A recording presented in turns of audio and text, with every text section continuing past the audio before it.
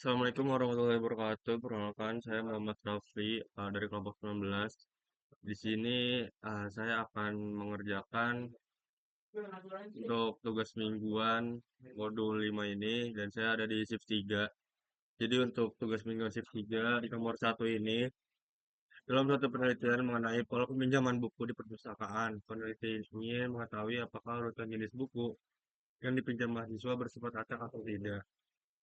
Data diambil secara berurutan dari 16 peminjam utama pada hari tertentu jika buku diamati adalah buku fiksi dan non-fiksi dengan tingkat kepercayaan 95%. Tentukan apakah urutan jenis buku yang dipinjam dapat dianggap acak atau tidak acak. Jadi untuk tabel satu sini kita lihat untuk 1 sampai 16 ada urutan fiksi, fiksi, non-fiksi. Ini bisa langsung ke RStudio. Di sini kita bakal menginstal dari package-nya dulu atau rentasnya. Terus setelah itu kita install juga package T-Series-nya, baru kita masukin library-nya. Terus kita masukin library dari T-Series-nya. Untuk data sendiri itu hash numericnya ada di 1 1 0 1 1. Kita ibaratkan si buku fiksi itu 1 dan kalau non fiksi adalah 0. Bisa dilihat di sini untuk hasilnya sendiri. Nah, di sini itu bisa dilihat bahwa untuk nomor 1 sendiri untuk kontesnya itu data faktor atau standar normal 1,1 p-value-nya. Bisa disimpulkan bahwa dapat acak. Dan yang kedua sendiri, sebuah universitas ingin menganalisis apakah metode pembelajaran yang berbeda mengaruhi tingkat kepuasan mahasiswa terhadap proses perkuliahan. Penelitian dilakukan oleh 15 siswa yang diminta memberikan penilaian kepuasan pada skala 1 sampai 50 dengan tarif signifikan serta 0,05. Lakukan pengujian untuk mengetahui apakah terdapat perbedaan yang signifikan pada tingkat kepuasan mahasiswa bersama metode pembelajaran yang digunakan. Kita next ke studionya untuk nomor 2. Jadi kita buat uji multimedianya. Lalu kita menginstal package. Ya, lalu kita menginstal package dari Replay Demo. Lalu kita uh, tuliskan library dari si demo sendiri. Lalu kita masukin metode atau wrap, tatap muka, daring atau hybrid. Sisa itu dari 5 untuk skor resmi kita bisa dilihat sini tabelnya dari 42, 35, 30, 40, 37, 32. Nah, sini ada kita running untuk uji multimedia sendiri untuk install package-nya. Nah, di sini ya telah melihat ya untuk tatap muka hingga tatap muka sendiri ada 42, tatap muka ada 40 tatap muka dari ini untuk membuat bar foto sendiri. Jadi kita akan membuat bar spot di file nomor 2. Bar spotnya ini dari data kita yang nomor 2 tadi, lalu kita masukin X-nya, bagian X-Lab atau metode pembelajaran. Untuk Y sendiri kita ibaratkan sebagai skor kepuasan. Lalu kita main box plot kepuasan mahasiswa. Untuk warna sendiri kita warna orange, hijau, sama pink.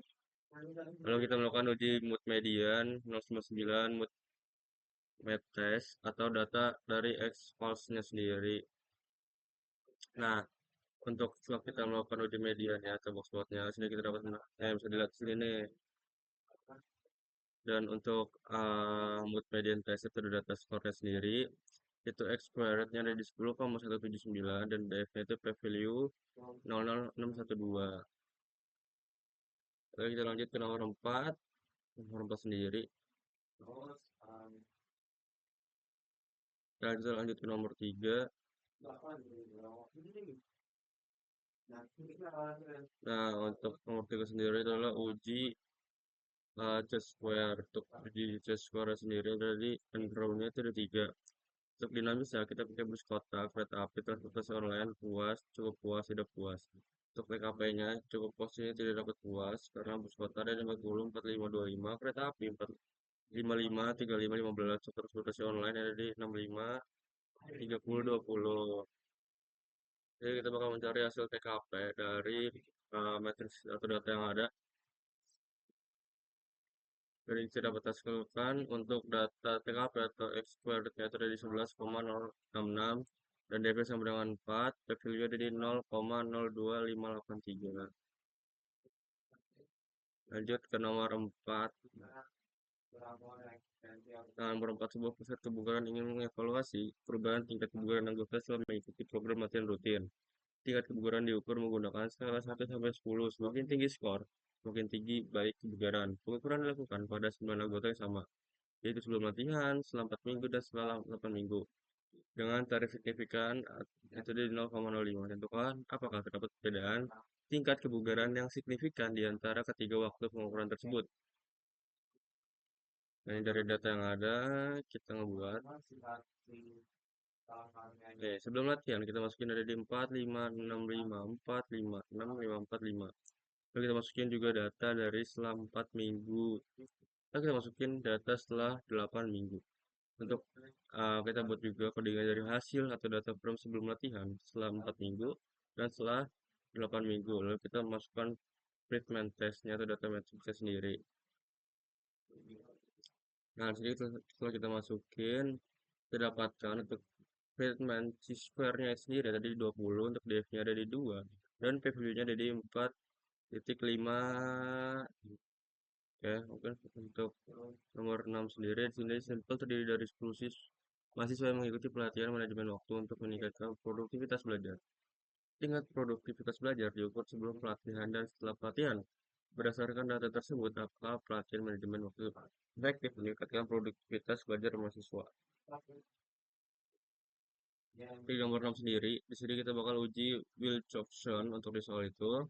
Tinggal masukin data ini sebelum pelatihan dan setelah pelatihan. Saat kita udah masukin datanya, kita pakai nih cek Wilcox test sebelum pelatihan dan setelah pelatihan atau periodnya.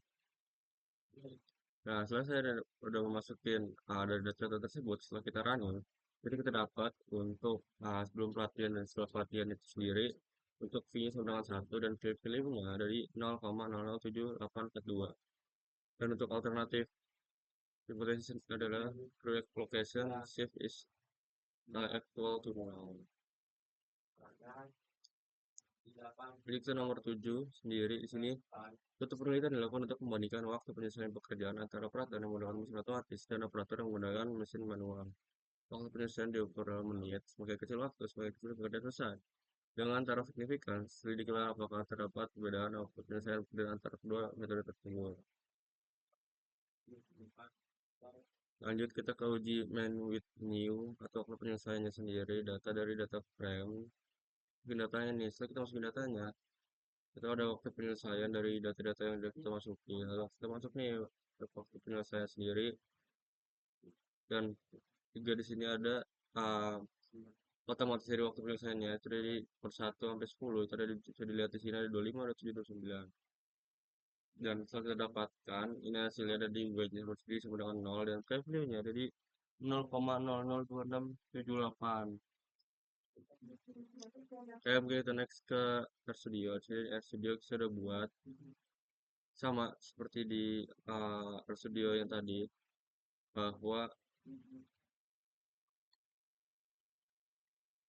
untuk nomor 1 jadi bisa kita lihat ke sampel mainnya atau dari observasi ada 12, expect ada di 9, dan PQ ada di 0,1205. Dan untuk mode media sendiri di sini ada di C-square dari 10,18 dan di DF dari 2 dan P-value-nya dari 0,612.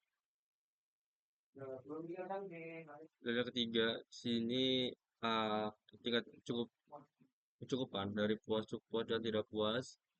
Dan kita dapatkan C-square dari personnya dari 11,006. Dan untuk live watch atau ratio-nya dari 11,295. Untuk DF sendiri dari 4 dan untuk P-value-nya dari 0,2583. Dan soal nomor 4 sendiri di sini ada di friend main. Skor ada di 20 dan PPU ada di 0,454 dan DF ada di 2. Lanjut ke nomor 5. Di sini ada kita dapat nyari kursor dari Wailis.